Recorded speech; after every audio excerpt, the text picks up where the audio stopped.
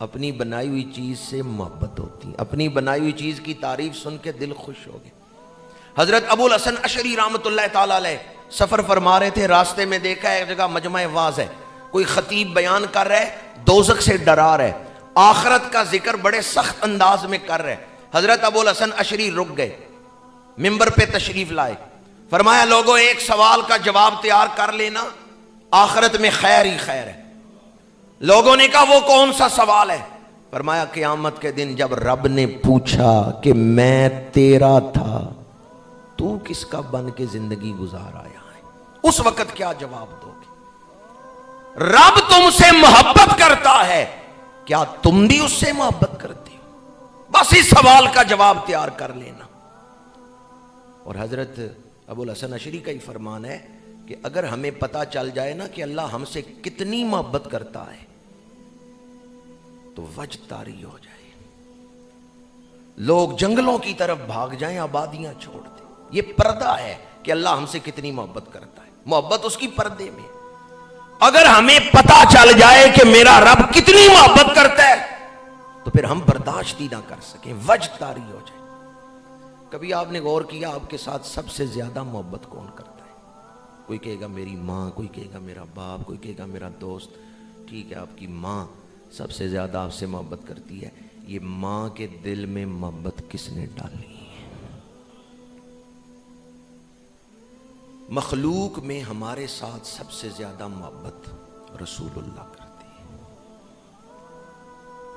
لَقَدْ جَاءَكُمْ رَسُولٌ مِّنْ أَنفُسِكُمْ عَزِيزٌ عَلَيْهِ مَا عَنِتُّمْ حَرِيصٌ عَلَيْكُمْ بِالْمُؤْمِنِينَ رَءُوفٌ رَحِيمٌ۔ سب سے زیادہ گناہ میں کروں آنسو حضور بہا رہے، مجھ سے بڑھ کے میری بخشش کی فکر اللہ کے رسول کو۔ مخلوق میں ہمارے ساتھ سب سے زیادہ محبت رسول اللہ کرتے ہیں، پر رسول اللہ کے دل میں یہ محبت کس نے پیدا فرمائی ہے؟ کس نے محبت پیدا فرمائی ہے؟ جی پھر اندازہ کر سکتے ہیں رب کتنی محبت کرتا ہے۔ محسوس کریں اس محبت کو کہ میں ہی بھاگتا ہوں اس کی رحمت سے دور، اس کے دروازے سے دور بھاگتا ہوں، وہ تو مجھ سے محبت کرتا ہے۔ سب سے زیادہ اگر کوئی ہمارے ساتھ محبت کرتا ہے تو وہ ہمارا رب محبت کرتا ہے۔ ساری زندگی گناہوں میں گزار کے آ جائیں اس کے دروازے پہ توبہ کرنے، وہ مایوس نہیں کرتا۔ لا تقنطوا من رحمت اللہ، فرمایا اللہ کی رحمت سے مایوس نہ ہو۔ تو دکھ کی گھڑی میں، پریشانی کی گھڑی میں اللہ کی محبت کو یاد کریں۔ جس رب نے آپ کو بنایا ہے، بلکہ میں تو یہ کہتا ہوں جن حالات سے اس وقت ہم گزر رہے ہیں، الحمدللہ آپ سارے آرام سے بیٹھے سانس لے رہے ہیں۔ ایک سانس لیں اور الحمدللہ کہیں۔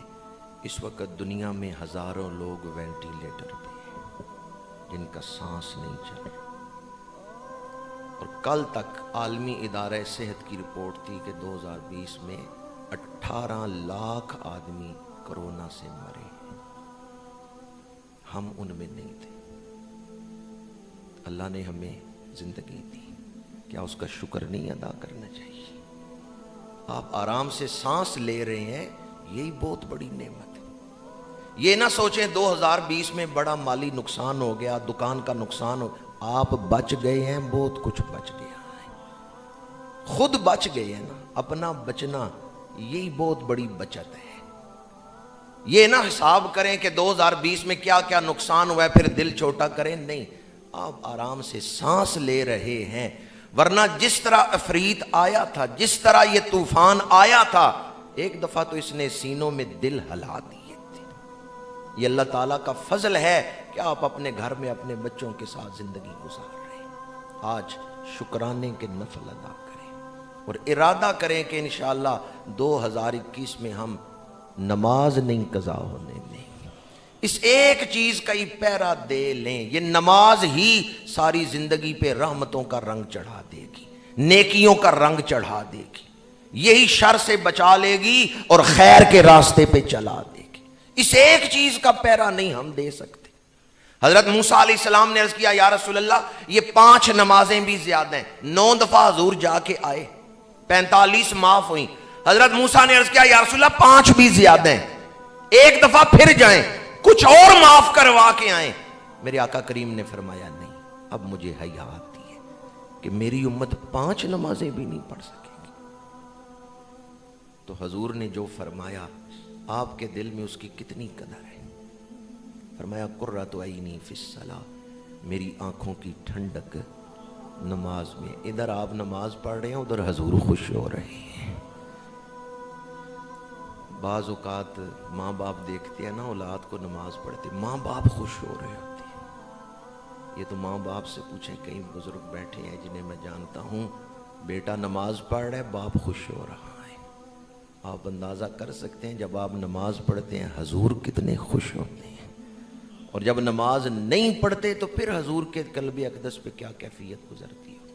آج ہم اس عزم کے ساتھ, یا اللہ نیا سال دیا ہے تو ہمیں نیا عزم بھی عطا فرما, ہمیں ہمت بھی عطا فرما, ہمیں توفیق بھی عطا فرما.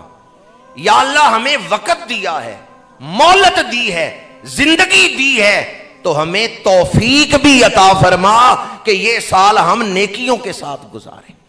خطبہ کے دوران میں نے جو سورہ مبارکہ تلاوت کی ہے اس میں اللہ کریم نے فرمایا والعصر ان الانسان لفی خسر, قسم ہے تیزی سے گزرنے والے زمانے کی, بے شک انسان بہت بڑے نقصان میں ڈوبا ہوا ہے. دنیا کا بازار کھلا ہوا ہے, دکانیں کھلی ہوئی ہیں, ہم سب سودا کر رہے ہیں. یہاں سے ہم نے آخرت میں لے جانا ہے.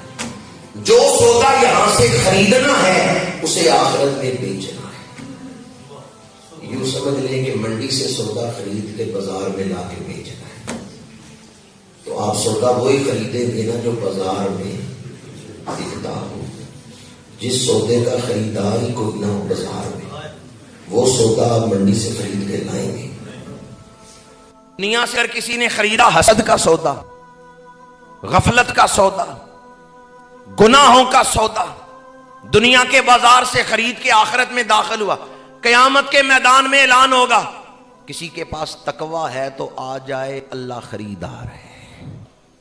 کسی کے پاس نمازیں ہیں, روزے ہیں, حج و زکات ہے, شرم و حیا ہے, سچ ہے, تسبیحات ہیں, ذکر ہے, درود شریف ہے, وہ اٹھے. جو دنیا کے بازار سے یہ سودے خرید کے لائے ہیں وہ کھڑے ہو جائیں. کتنے خوش نصیب ہوں گے جن کے دامن میں یہ خزانہ ہوگا. رات سونے سے پہلے یہ ضرور سوچیں میں گزشتہ سال کون سا سودا خریدا ہے. قیامت کے دن بندہ کہ میرے پاس حسد کا سودا ہے, اللہ کہے گا میں اس کا خریدار نہیں, اس کے لیے دوزخ میں جانا ہوگا.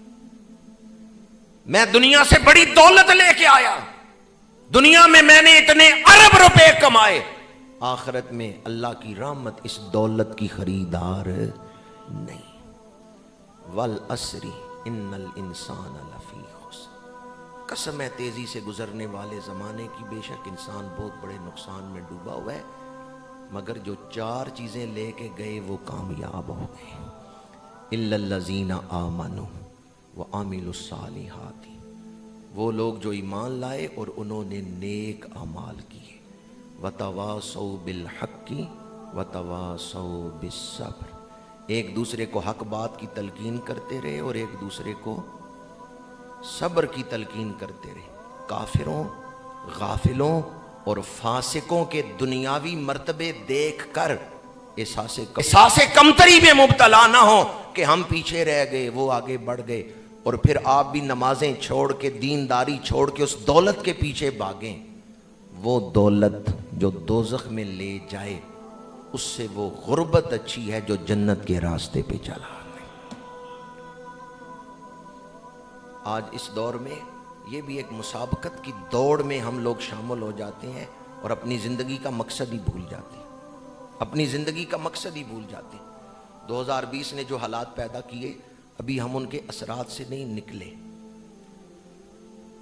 دعا کریں کہ 2020 میں جو گناہ ہم سے ہوئے اللہ تعالیٰ ان کا شر ہم سے دور فرمائے. 2020 میں جو غفلتیں ہوئیں اللہ تعالیٰ ان کی نحوست دور فرمائے. 2020 نے تاریخ کا دھارا موڑا ہے اور ابھی ہم اس کے اثرات میں ہیں۔ آنے والے دن بھی عالمی سطح پر حالات کے حوالے سے بڑی اہمیت رکھتے ہیں۔ دعا کریں اللہ تعالیٰ اسلام کو عروج عطا فرمائے۔ میں نے اب تک جو گفتگو کی اس میں دو باتیں پیش نظر تھیں، ایک تو کسی حال میں بھی مایوسی کو قریب نہ آنے دیں، اور دوسرا نماز کی پابندی۔ ہر حال میں اللہ کا شکر کریں، اللہ سے ربط جوڑے رکھیں، نماز پڑھتے رہیں۔ آخری بات کر رہا ہوں، 30 دسمبر کو، آج یکم تاریخ ہے، 1 جنوری ہے، 30 دسمبر 2006 کی بات ہے، صدر صدام حسین